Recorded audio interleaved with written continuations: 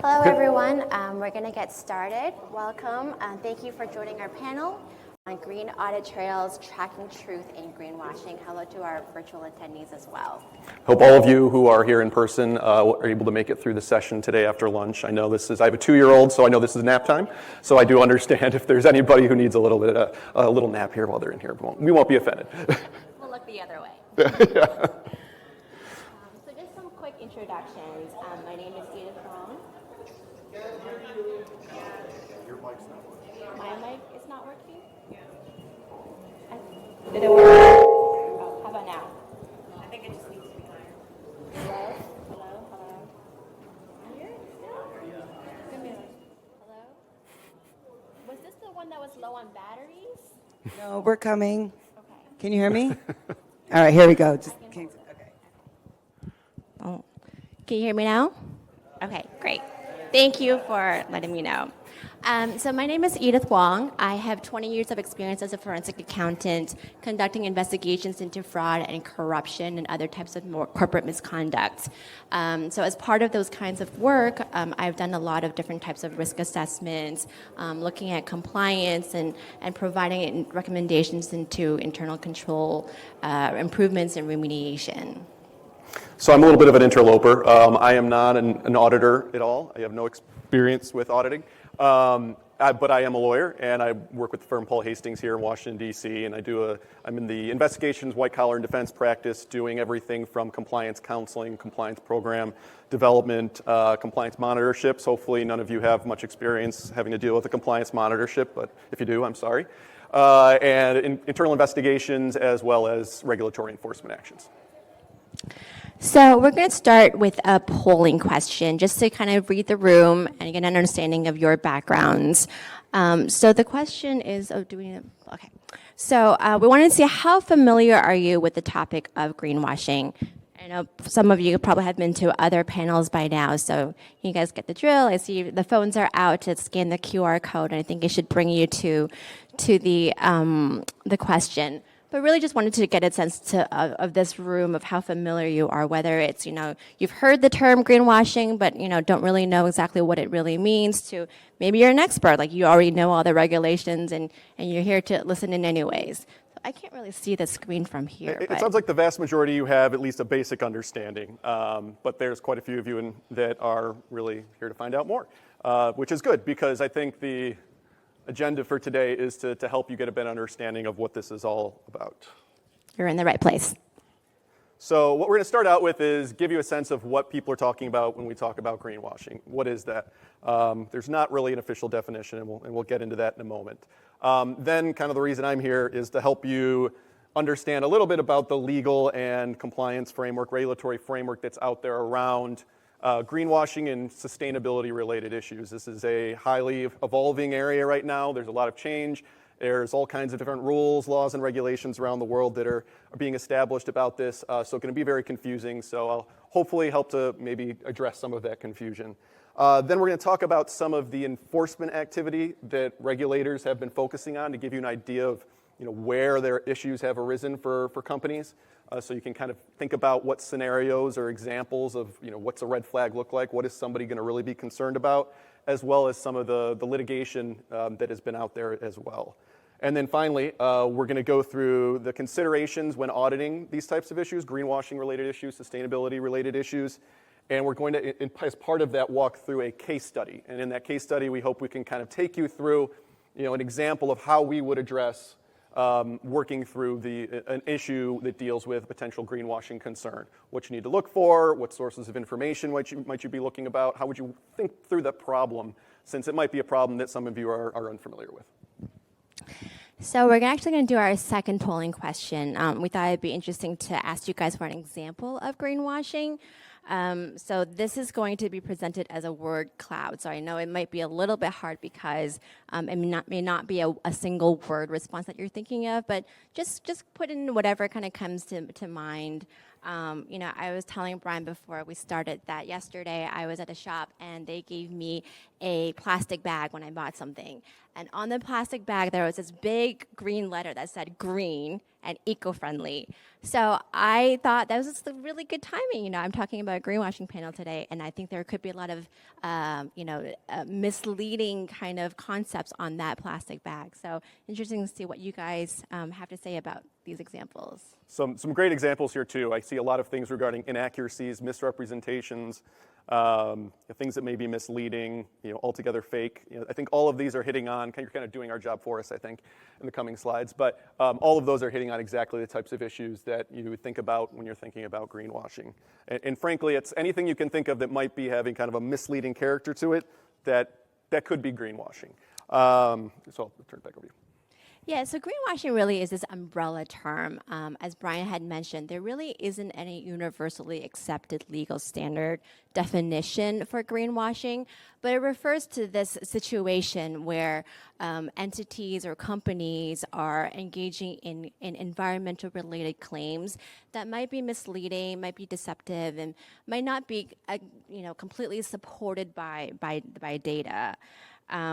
Companies are definitely aware now that the various stakeholders want them to be more environmentally conscious, and as a result, they're incentivized to make these claims through their marketing departments and whatnot to show that they are being environmentally conscious and environmentally responsible.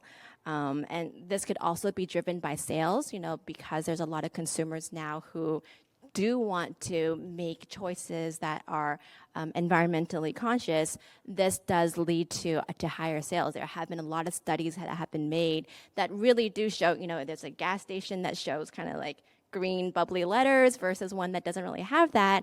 A lot of consumers are going to go and choose the one that seems to be more environmentally conscious. So it is definitely making a difference on whether or not you're being portrayed as being environmentally friendly or not. Some of these claims could be very much substantiated where they have companies that have been doing a lot to invest in, the data, the infrastructure, investments and whatnot, and practices to ensure that they actually are environmentally friendly. Whereas there could be other companies that, this could be maybe more aspirational in nature, and maybe they're not really doing a lot yet, and it's more about business as usual. So, we do see sort of a range in terms of companies' actions. But companies that are caught greenwashing, so again, where you are making these claims, but you don't actually have the data, and this is misleading, there's negative impacts. There's the reputational risk. You could lose trust with your consumers and your customers. There's legal and regulatory risk where you could also get penalties or fines. Lawsuits are happening. We'll talk about that a little bit later too. There's fraud risk, where you're going to have employees perhaps engaging in ethical breaches, and financial impacts. All of this could lead to. We talked about the penalties, so you could have operational costs in order to improve it and to maybe mend your reputation as well. So, there's definitely a lot to consider when thinking about the potential impact of greenwashing. And so on the next slide, what we want to do is give you some examples and maybe a framework to think about what types of greenwashing exist. So, what you can maybe have a more tangible sense of this. This is, one version of that, the 7 sins of greenwashing. I've seen lists of 3 or 6 or 8 or 9. It really isn't important necessarily the specifics of what's up here, but we thought this was a helpful reference for you. So we'll kind of just talk through these a little bit to get help you understand that. I think all of these, they fit into a category that I would say is that there's a misalignment between, what they're saying about the product, the service, the operations of the company, and what it actually does. Particularly related to sustainability issues and their environmental impacts. So the first one on here, as an example, is hidden trade-offs. So this is kind of a statement you make where it's not a holistic statement about the product. You're only thinking about one aspect of that product. It's recyclable.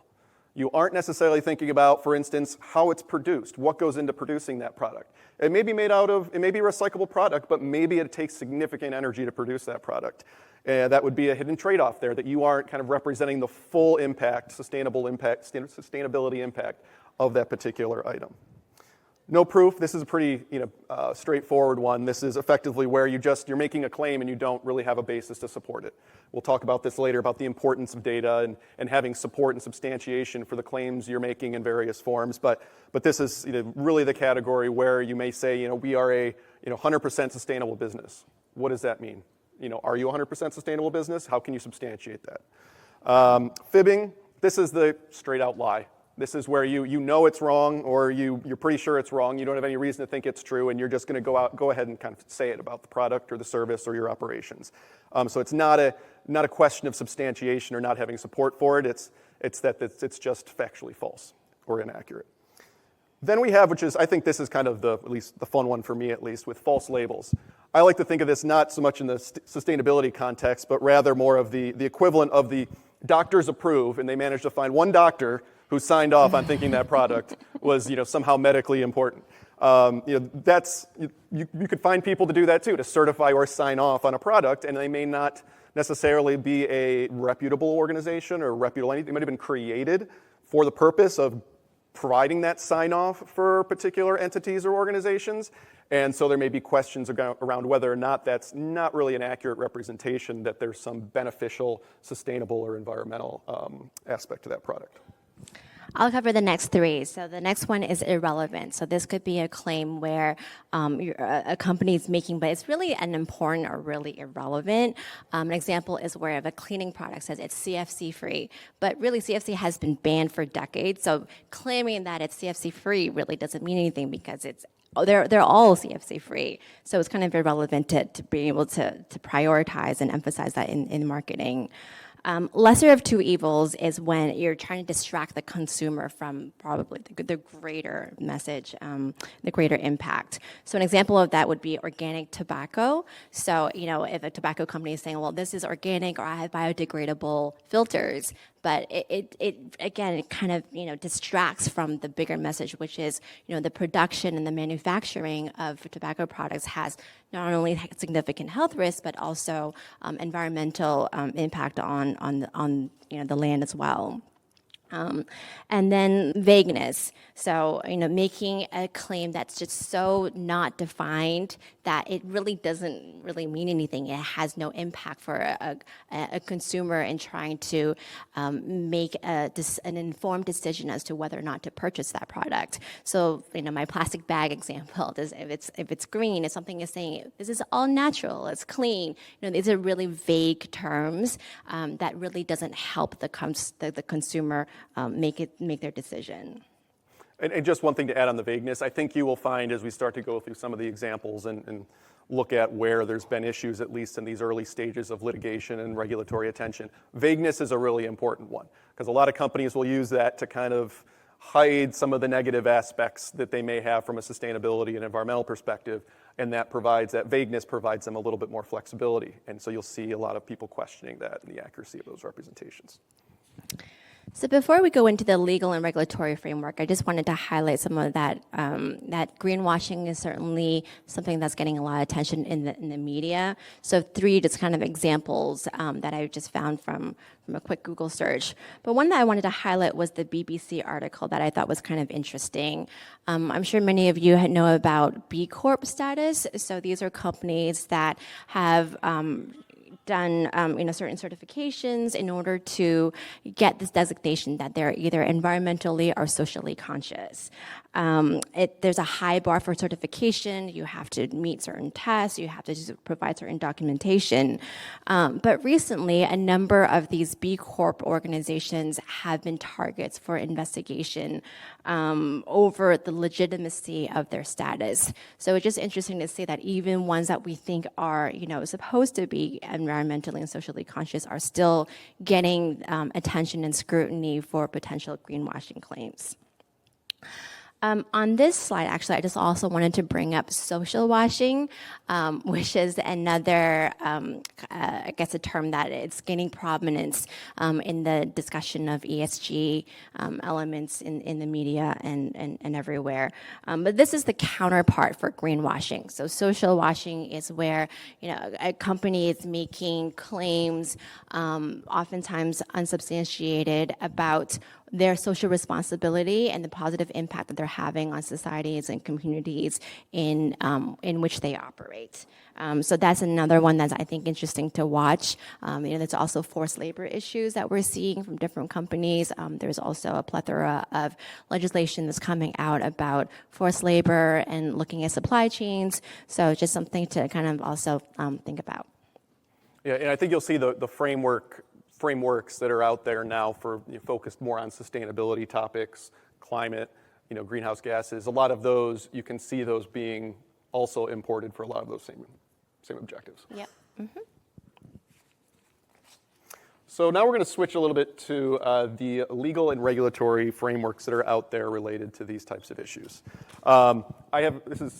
This is not a all-inclusive list of everything that's going on in there, out there, across the world. There's a lot, and there's more being added almost by the month, it seems at times.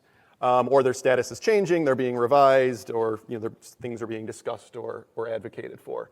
But I think this gives you a little bit of a sense of the scope of the change that has happened, because I think for many of these, the laws on the right or some of the regulators on the left, they weren't thinking about these issues 5 to 10 years ago with much seriousness. Now there are a ton of players who are looking at this very issue. So regardless of the type of company you are, there's likely somebody who's looking at some aspect of your business and how these issues will play there. Maybe they're thinking about how they should regulate that area because they haven't regulated it before. Maybe they're thinking about whether or not you're complying with existing regulations. Maybe they're longstanding regulations they're applying to this issue, whether you're representing things truthfully, for instance, in your marketing materials or in your disclosures to securities authorities. And then there's other ones where they're altogether new players to this environment.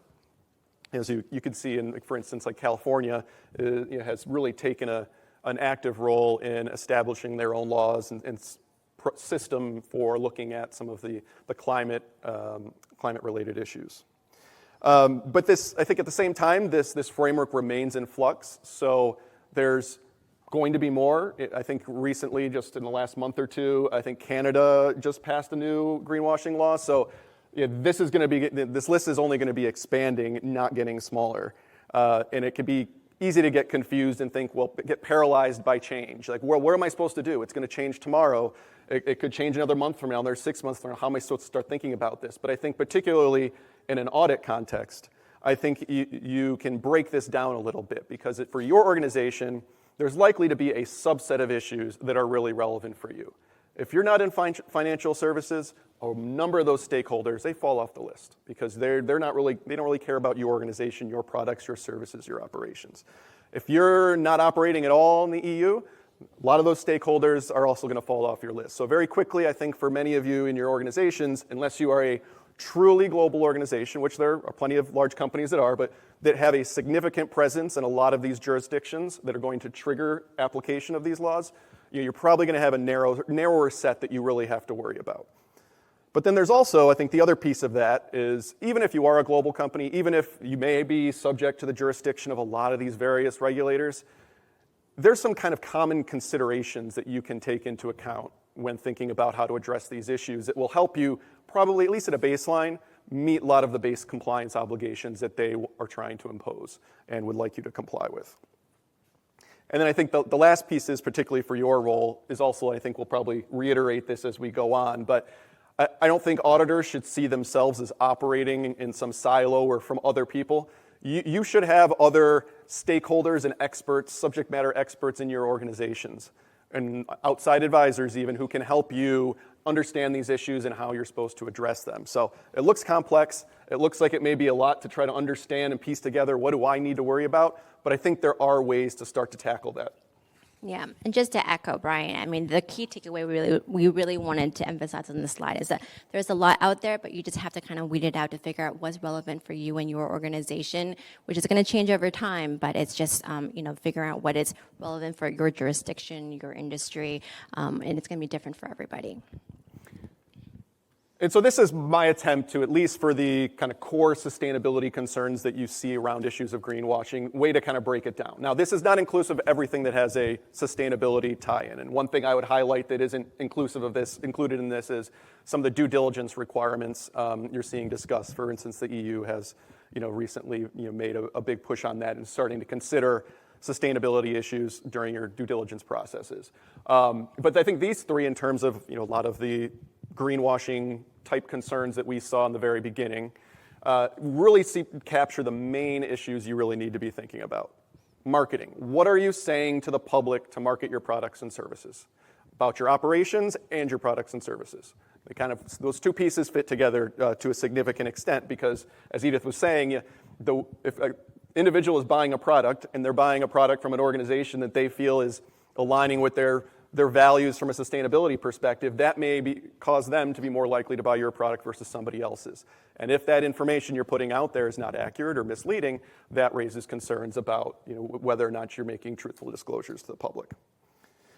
Then you have disclosure and reporting, which are kind of newer areas where regulation has appeared related specifically to sustainability related topics. Marketing is an area where I think you've had long-standing questions about whether labeling was accurate, whether what you're saying in your marketing materials in advertising is accurate. There's been plenty of authorities who've been looking at those types of issues generally, where this fits back into that same framework. But in disclosure and reporting, this really hasn't been part of that discussion. There's obviously other disclosure and reporting obligations, but this is a new type of issue to really enter into some of that space. So I think we're seeing a significant increase in how you're reporting your ESG concerns, whether it's in your public disclosures to investors. That could be a formal SEC filing or equivalent securities or exchange authority. It could also be something you're putting on your website, a report you publish about your corporate sustainability and other reporting activities that you're doing. But those representations that you're making and disclosing to the public about what you're doing, some of which may be obligated under some of the new disclosure requirements. And then there's reporting as well, which is somewhat related to disclosure. But again, whether you're making accurate representations about certain things that the regulators want you to disclose about your company. Are you doing the right reporting? Is the right information being provided to people about what you're doing? So not just providing the rosy things about what your organization is doing when it comes to sustainability, but rather what is the accurate and full set of concerns that you're supposed to be evaluating and disclosing. I think one thing that's worth flagging here is, as some of these requirements have emerged and as some of the scrutiny has increased, I think you see some companies are starting to pull back a little bit on what they actually put out there because they see there is a risk to overstating and to saying things that you haven't had a chance to vet and substantiate. And I think that is where internal audit and auditors generally, I think, can really play a role in helping to vet these types of concerns and help companies work through and really kind of pressure test whether that is something that they can stand by going forward. Just to add to that, I just saw an example a few weeks ago where Brian mentioned there was a new Canadian law that had come in place. And so an oil and gas company in Canada had decided to kind of pull back and take off some of its claims on its website, not because they were inaccurate, but because they wanted to first be able to substantiate it, take another look at it, closer look now that, there's definitely legal ramifications for having something that's unsupported on a public, facing kind of disclosure. So they just took it off temporarily just to revet it, take a look at it before putting it back on. So I think it's a good example of what companies should be thinking about.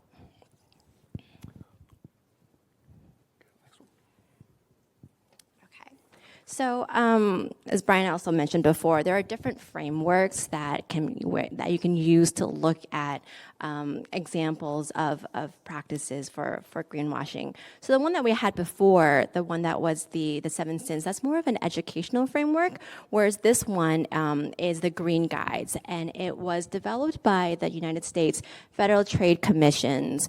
It was the first version of this was in the 1920s, so it dates all the way back, but since that has been updated over time.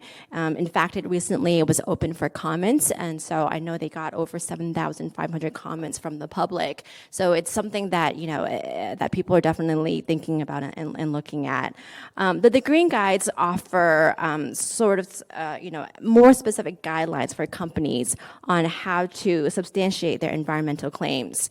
So here on this slide, we just kind of show you the different types of information that the Green Guides provide. So it gives you these general principles that environmental claims should be substantiated. It has to be clear.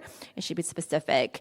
It also breaks down it gives definitions for specific terms. So terms like recyclable, biodegradable, compostable, refillable. It gives definitions for these so that companies know, how can I use this term, and what do I need to have in place in order for me to use this and describe my product as such. It also gives you, the claims have to be, if they're comparative, they have to be clear about what you're comparing it to. If the certification, I think, is another big one too. We've seen instances of false certification where people just sort of like slap a certification onto their product and claim that they have it. But any endorsements that you're using has to be backed up with the reasons and information, and not providing it in a misleading manner. And something I'd highlight in the context of this too is, a lot of other regulators have similar type guidance. And also, depending on where you're doing business, like if you're in the EU, if you're in the UK, if you're in a different jurisdiction, I think lots of jurisdictions have rules regarding how you market products, what is considered accurate. There's a lot of labeling requirements, particularly around food, for instance, or the organic label. There are different jurisdictions that have different specific requirements around some of those magic words that you might use to describe certain sustainable qualities of various products or services. So you just should make sure, particularly for those types of things, that you're being clear where you're operating, where you're marketing those products, where you're offering them, to make sure you're meeting those obligations. Because it may be, organic may mean one thing in the United States, you want to just assume someplace else they're treating that the same, because it could cause a really big issue because you'd be substantially out of compliance. And so on this slide, basically I thought it would be helpful, and this won't be, I think, particularly novel for many of you, because I think the issue of greenwashing is familiar to you in comparison to other compliance risks and how you would handle those. This is another thing to add to your docket, add to your menu of compliance concerns that you need to address as an auditor. Like trade, privacy, corruption, you name it. Depending on your organization, you probably have a whole list of various concerns that you're addressing. And this is just another one of those. You don't have to handle this and look at this in a completely new way, reinvent the process, reinvent the wheel completely on how you look at these and consider these. This is just a new substantive risk you have to address. So to use the first one as an example, know your business. I'm pretty sure you all know your businesses very, very well. And you need to know those to look at any compliance risks that you have. You have to know where you operate. You have to know what it is that you do, and where the risks are in that business that you need to look at. When you're doing your your audit planning process, you need to know, where have we been? Where do we need to go next? Because we've had these concerns and we've saw these things in the past couple of years. Where do we need to look next? You're already making those assessments, and you need to make those assessments just with a new set of concepts with the greenwashing and sustainability concerns. And then knowing your products. This is going to be very important in this area, so it might be an area that you don't put as much focus as on your products and services that you offer, but are you actually selling a physical product? What are the contents of that product? Who's manufacturing it? Are you manufacturing it? Is somebody else? Where is it being manufactured? Do you know what's going into that? Do you know how it's being being produced in that manner by a contract third-party manufacturer in another country and where they're sourcing their products. You could keep. Yeah, I was gonna say it's really complicated now because of global supply chain now. It's like so many tiers now that, like depending on which industry you're in, you could have thousands of suppliers. Yeah, and so it can get, that area in particular, I think, will be a greater area of complexity around sustainability concerns for companies, because this is where, and that you've seen a lot of the pushback. You've probably heard discussions about, reporting, the various, activities of an organization, their direct contributions to climate emissions, their indirect contributions to climate emissions, and their supply chain contributions to climate change emissions. And a lot of the controversy has been that supply chain piece, because think how far you could go back. If you're a auto manufacturer, you've got everything back to the constituent parts of the plastic and steel that they're using and aluminum that they're using in that car eventually, and the fabrics that they're using on the seats. Those are huge supply chains, even bigger if you're in the aviation industry or something like that. And then there's products if you may be in an industry like oil and gas. How do you even track where some of those products come from? Because eventually they all get mixed together and they get converted into something else. How do you figure out how you trace that back to where it got and who produced it and what the contribution to your overall climate impact assessment is? So that products piece will be probably one of the more difficult ones. Another difficult one will be the knowing your data piece, because I think you'll say a little bit more on this later, Edith. But this is an area where it's evolving. There's not a lot of clear information on what data companies have. There's not necessarily standards on how to collect it, how to define it, how to look at it, and how to characterize it. So, what is it that you're using to make the determinations about what your climate emissions are? How do you measure that? That seems like a very basic question, but also one that probably a bunch of experts could sit in a room and argue over for hours and days on end. So that's another one that you need to start thinking about, but one that is a complex question. But then I think another one that's probably a little bit more typical for what you're used to is knowing your partners. A lot of these issues, if it's a trade concern, if it's a corruption-related risk consideration, audit consideration, you're always thinking about third parties, your suppliers and your partners, and also your sales side, third parties that you're working with.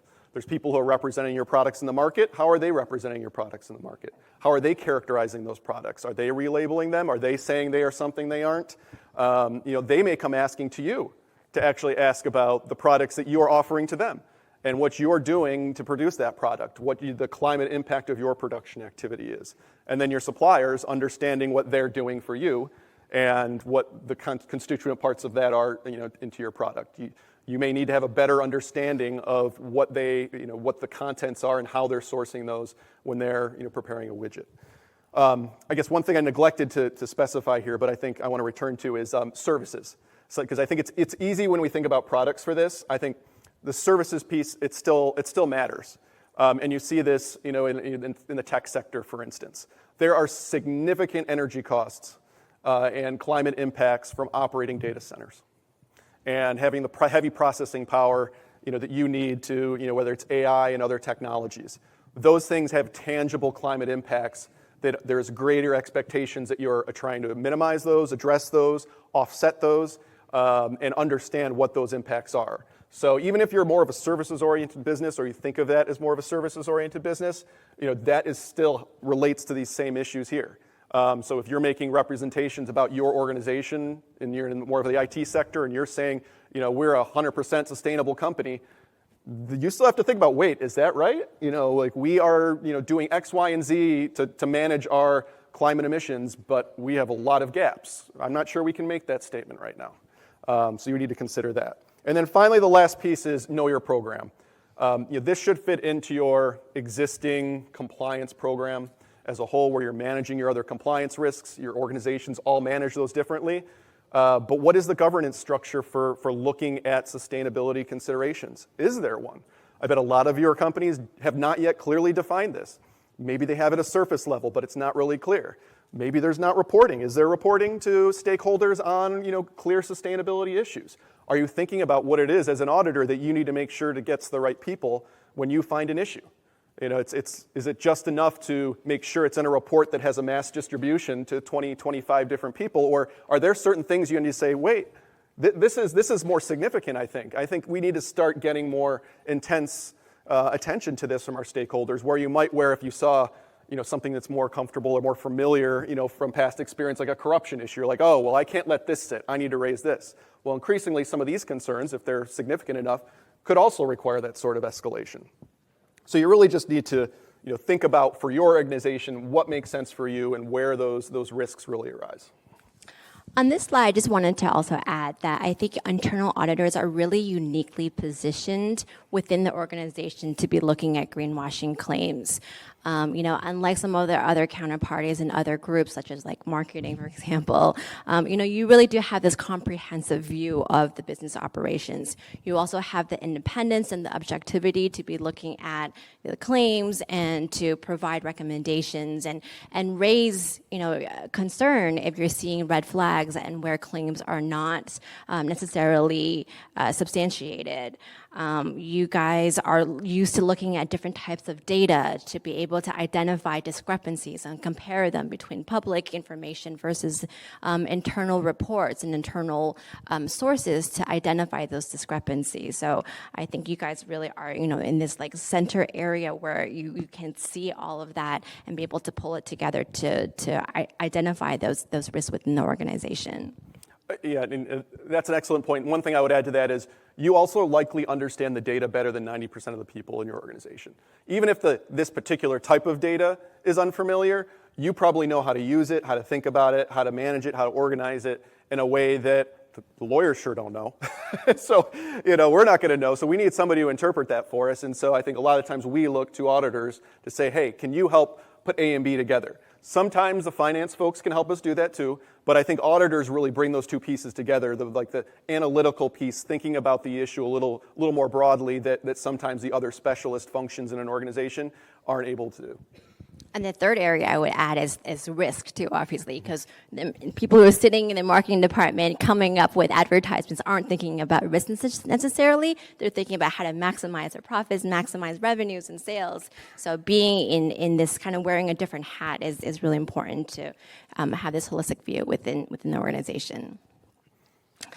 Okay, so I think it's me. my pages so are next all we have jumbled. a couple examples.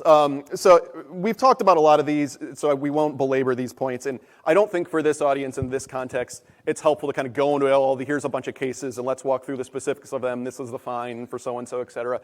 But I do think it's helpful to kind of see what some of the issues that have come up thus far and maybe where we're going and things to think about in terms of where there's been actual regulatory interest, where there's been actual litigation by private plaintiffs in some cases, states, et cetera.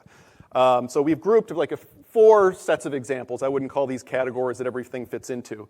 But I think the first one, you've heard us reference it a lot, broad and vague language to describe the sustainability of products. This comes up a ton.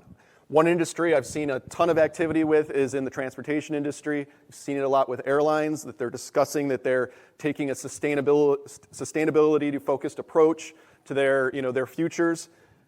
This is an industry that's going to be in the microscope because of their climate impacts. It's one of the major industries for the impacts that they have on, with greenhouse emissions. So vague representations that they are taking a sustainable approach, people are going to question those and have questioned those, both from the regulatory side, primarily around advertising and whether that's, what are they really doing and is it substantial enough to really be making those sorts of, vague representations, and then also from private plaintiffs as well.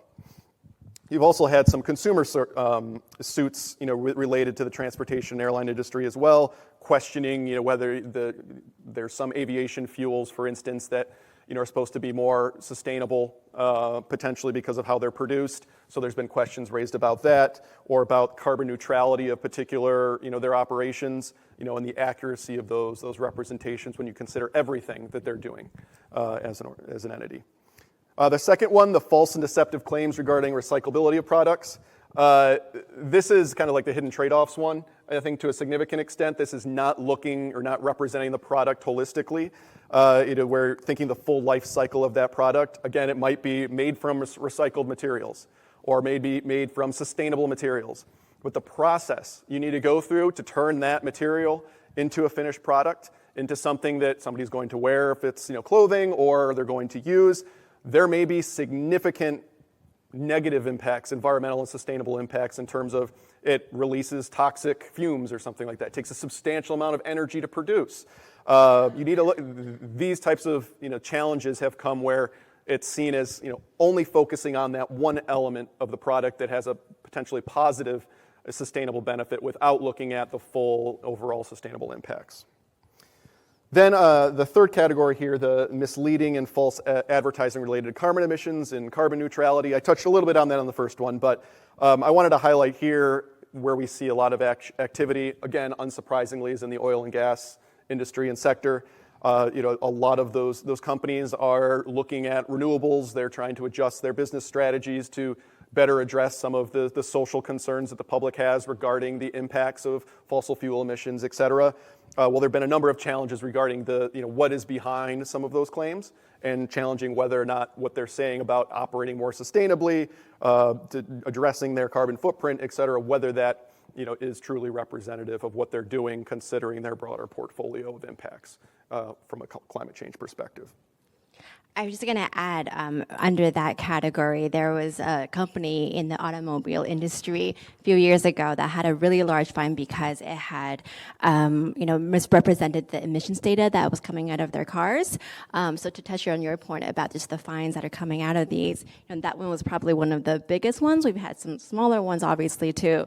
But with that particular company, actually, they really turned things around. They owned up to it. They said, yes, there was false data that was being misrepresented, but they've really become now kind of a leader in terms of making sure that their claims are fully vetted and substantiated. And that example, I think, is a good one for also thinking that didn't require any new laws or regulations to create this liability for them. This was a garden variety fraud case, essentially, which exists in a lot of different capacities. So a lot of these risks are already there, regardless of that earlier slide with all those various stakeholders and laws out there. Regardless of what happens with all that, that's still there with the claims that various companies are making about their operations and their products. And then one last one here. This is probably more. I'm not sure how many people here work in the financial services industry. There has been a lot of attention, particularly around how ESG-related funds are being represented to the public. So these are, particularly, you might have investment opportunities where they're focused in trying to be sensitive to the sustainability impacts of particular, funds you might invest in, investors might invest in, and that they're offering, broadly or narrowly for that matter. But they focus around a couple areas. The data that they're providing regarding that, in terms to help you make an evaluation of whether or not you might be interested in investing in that fund that they're offering, and also around the reviews that they're doing. And this really gets to whether you can rely upon the judgments they're making on your behalf when they're representing something as being, hey, this is an environmentally conscious fund for you to invest in. They want to make sure that these organizations have made the appropriate judgments and are representing those judgments, accurately.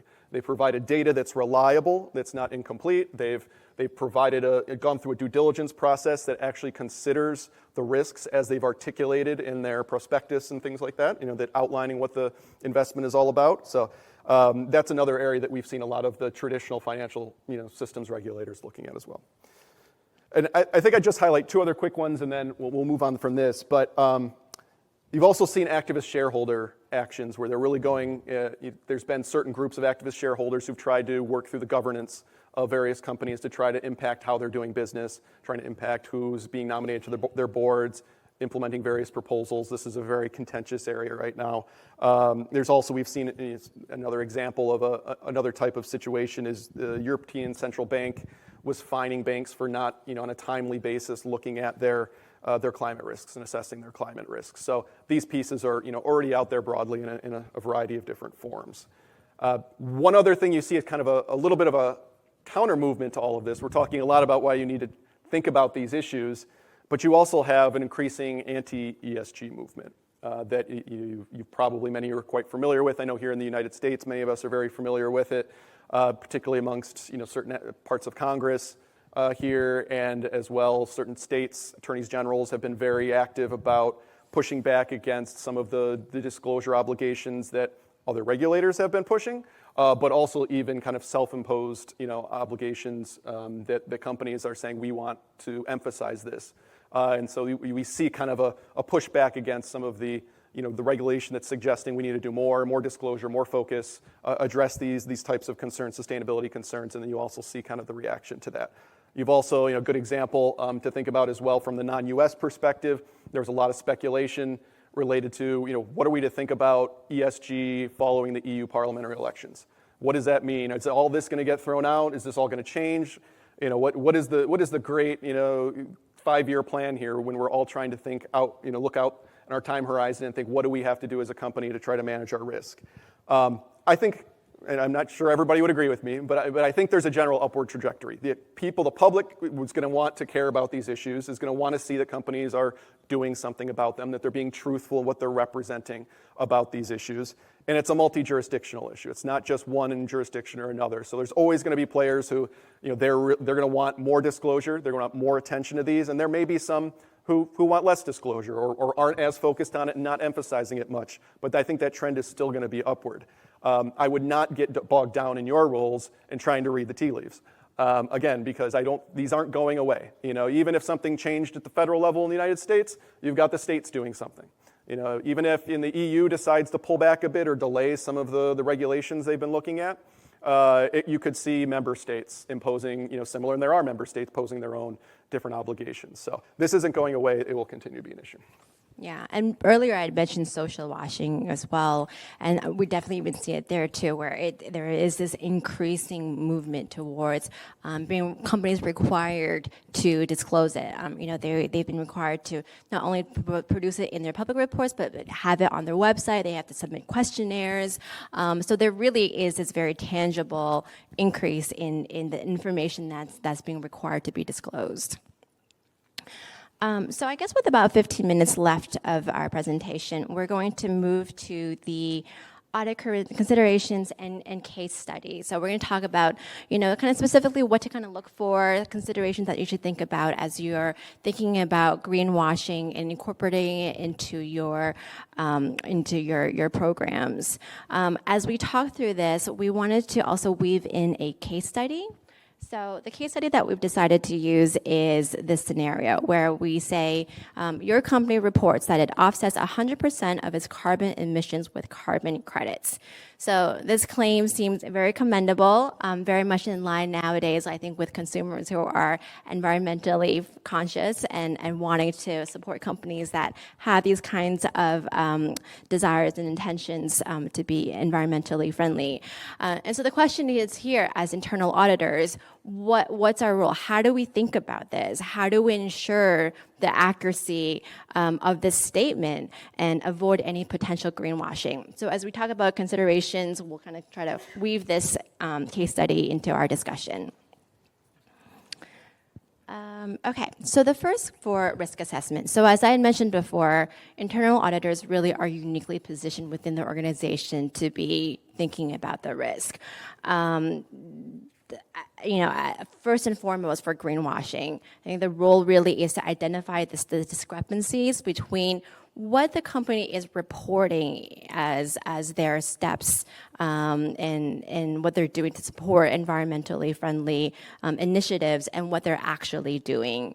I think nowadays with just social media, there really is much less of a barrier for companies making these kinds of statements to their consumers. Like before, you had to put together a commercial, it was vetted by different people. But then now with social media, a lot of times people can, marketing department can easily just make on X or on Facebook be able to add in a few sentences about what they think they're doing, and that might not necessarily be always formally vetted before that is appearing on on a company's social media account. So looking at all those different areas as to when and where those kinds of claims can be made is really important, and knowing where to look at, I think it goes back to what Brian was talking about earlier earlier about, knowing your organization and knowing where that kind of the data exists, knowing your products, that all kind of, is related. So being able to know like what to look for, where to look for that. Any qualitative or quantitative kind of assertions about the products and operations should be also considered. So here, this kind of is similar to the case study that we have. But whenever you have a blanket statement that has 100% of something, that seems to be a red flag. How do you support that? What do you have to show that it's really 100% and not 90% or 95%. If you're coming out and adding and saying specifically it's 100%, we really want to make sure you have the data behind that to say how it's 100% and not some other percentage within your company. Because that lack of specificity is what's misleading for stakeholders and what could get companies in trouble. I think next we have another polling question. Does your current audit plan consider greenwashing risks? So we were just chatting before that we do think this is still kind of a new risk, and just because there's so many risks that internal audit functions are looking at, it may not be one that is necessarily very prevalent. The yeses are going up though. But for people who have responded no, it could also be that your company doesn't necessarily operate in an industry where greenwashing is a elevated risk. But I think something to just think about is it's going to be constantly evolving and just something to be vigilant about. So just to follow on what Edith was saying before about our case study here, I think these are kind of some core questions you would want to ask from the outset. I think she addressed well kind of the nature of the claims being made. Yes, absolute statements, any specific statement, even if it says 55%. If I saw something that said 55.3%, I'd be like, wow, that's exact. Why is that there? That should raise some questions and raise that spidey sense of like what's going on here. But moving on from that piece, so specifically, I think where are the claims being made? Because I think this is where it gets to what type of issue are we really looking at? Is this a marketing issue? Is this is how we're marketing our products? This is on the label. This is in our advertisements. That's going to implicate a series of regulatory obligations that is different than, is this a representation you're making in an SEC filing? Those are just completely different contexts. And there may be completely different consequences for having a misrepresentation there. So you need to know not only what it is, but where is it going to be, and what's the purpose of the statement? Which it kind of goes with the where the statement goes. But it's also, is this consumer focused? Is this investor focused? Is this public focused? Who is really the audience for the statement as well, not just the form but the audience, because those implicate slightly different obligations as well. And then the data, again, we're going to cover the data again, I think, on the next slide, so I won't belabor this one. But really understanding, what do you have to support, this information? What's available to you to assess it as an auditor? Do you have sources of data in your company that would help you kind of say, well, I don't know what they did to figure it out, but could I check it? Is there some place for me to look and validate and get some sense of whether this could be accurate or not? Also, some representations might involve certain third-party validators, certification agencies, things like that. They may be the ones who are indicating that this is an offset project that you're investing in to offset your climate impact of your ongoing operations. Who are those third parties involved? You may want to take a look and see, are they reputable ones or not? Are they the right ones, or are they ones that you would expect to be providing those types of representations to you? And then I think the last one quickly, the process. Did this go through a normal process? You always, if something was an exception, regardless if it was a payment transaction, if it went to the exceptions process, you'd always be asking why. Well, I think here too, if this was a marketing statement and it didn't get reviewed by the marketing approval folks, you have to ask why. Was it because they didn't understand that this type of representation on labeling matters as much as a safety representation? I don't know. Maybe they didn't think they were going to be able to support it, so they didn't want to go through the scrutiny of that process. But that's where your role comes in when you're assessing some of these considerations. So now to talk about data. So as we've talked about before, data is such a big component of this. It all comes down to the data. We were mentioning before that there's that new regulation coming up from Canada, and with that one, it specifically states that whenever you're making a claim, you actually have to upload the data that supports that particular claim. So it's not really just having the data, sort of internally and having it ready in case someone wants to look at it. But in some cases, like they actually want it to be there so that any consumer, any stakeholder can click onto your website and see the specific data that is supporting your particular claim. The data is just so important. I think as internal auditors, you guys are already so used to looking at data. Looking at financial data is something that you guys have been doing for forever. I would add here though, because environmental data is different. It has not been reported for nearly as long as other types of data. It's new, and so I think it's important to think about that there could be inconsistencies from the methodologies that this kind of data is being collected, especially when it's coming from different systems, it's coming from different places within the organization, different geographies. So it really does need to be vetted and carefully considered when thinking about how it supports certain claims. I've seen situations where environmental data was coming in from different places, but then because it was coming from different countries, there were differences in units that it was being reported and put together, and somehow it was overlooked. And so when it was being compiled and put together, you had data with different units being kind of put together, and that's obviously a red flag and could be detrimental to the accuracy and reliability of your claims. So, just keeping in mind that environmental data is going to need another kind of level of vetting compared to your traditional financial data is I think something that we just really wanted to emphasize. I think going kind of alongside with that is the training and education. Again, environmental kind of ESG elements really are new and emerging, and so being able to make sure that you're training your individuals, your employees about this so that they know what to look for and how to think about this is really important. Yeah, I'm not going to belabor the data point. I think Edith covered it all very well. I think one thing that is important to consider is that you're, when you're going through this process and you're seeing what information is available, also thinking about what your organization isn't tracking and doesn't have available. Because this is new and because people are unfamiliar, that's an opportunity for you to kind of also raise that, hey, maybe this is something we can be doing better and we can be finding solutions for to make sure that we can provide representations that are accurate and substantiated. And the business themselves may not be particularly attuned to these risks where you might be more so. Yeah, so true. Okay, and lastly, we have just other considerations as well that we wanted to highlight. So the governance structure, that's so important, so critical to have that clear structure to oversee how the organization is managing the risk. It really has to come from that level.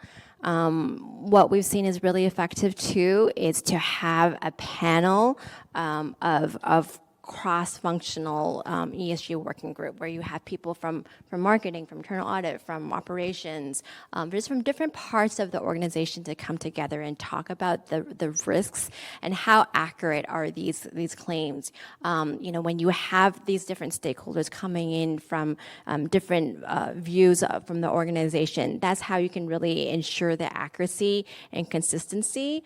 And it also just builds stakeholder confidence in these when you have different people from the organization being able to sign off on them, to just streamline the process.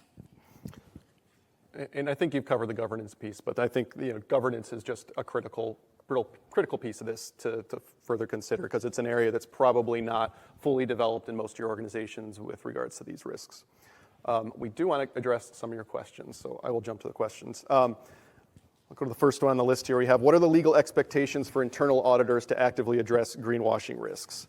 That's a good question. I don't think there's any, for auditors specifically, there isn't a formal legal expectation around what you're going to do beyond your existing obligations that you, on a day-to-day basis, are adhering to when you're looking at any compliance risk. It's when you find issues and you are flagging those issues, If you feel they aren't being addressed, then you may have certain obligations to escalate them to the appropriate stakeholders who can action those. You need to be comprehensive and diligent in reviewing, ESG risks as much as, the other risks where it's appropriate to your organization. But I don't think I've seen much in the way of, specific requirements on auditors in this space that, would be different or differentiated from what you would already have with your existing substantive, compliance obligations. I don't know if you disagree, Edith, but as No, an auditor. I agree with that. Let's see. So another question here is, my company has a lot of complex risks that IA needs to test and address. How do I prioritize greenwashing risk against those other risks? Do regulators expect this to be a priority? So I would say that to approach this risk is really similar to other risks, where I think for your company, in your specific industry, you just really have to conduct a risk assessment to see how high of a risk this is given where you operate. It's going to be different depending on what industry you are, as was mentioned, kind of oil and gas, so where greenwashing claims really are a lot more under scrutiny, and litigation and penalties could be much higher. I would add that, from some of the cases that I've seen, that I've worked with, some companies are adopting a bit of a wait and see approach. I think in terms of the enforcement, we haven't seen a lot yet. There is, as we've talked about, a lot of regulations coming out, but there hasn't been a lot of enforcement action yet. But as Brian and I were talking about, if we had this discussion 5 years ago, it'd be very different from the discussion that we're having today. At the same time, if we have this discussion 5 years from now, or even like a few years from now, it would be very different from today as well, because we're just really seeing this evolving landscape with respect to regulation and enforcement and the risks that we're going to be seeing. I think we have time for one last question then. Oh, or don't. Maybe I don't. Well, Well, if you have questions, happy to try to answer them afterwards as well. Yes. We appreciate you taking the time out today. Thank you, everyone.